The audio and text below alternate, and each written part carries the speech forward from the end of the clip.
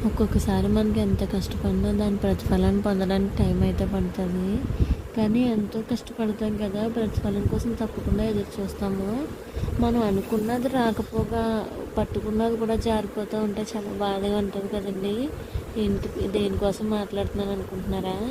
Almost నేను ఒక 7 months నుంచి కంటిన్యూస్‌గా వీడియోస్ పెడుతూనే ఉన్నాను. వాచ్ అవర్ టైమ్స్ ఏమవుతుందంటే ఒకసారి పెరుగుతుంది. అది వీడియో రీచ్ రాకో ఏంటో తెలీదు మళ్ళీ వెంటనే తగ్గిపోతుంది. చాలా హోప్స్‌తో వీడియోస్ పెడతాం కదా! ఒక వీడియో చేయాలంటే చాలా కష్టం పడుతుంది.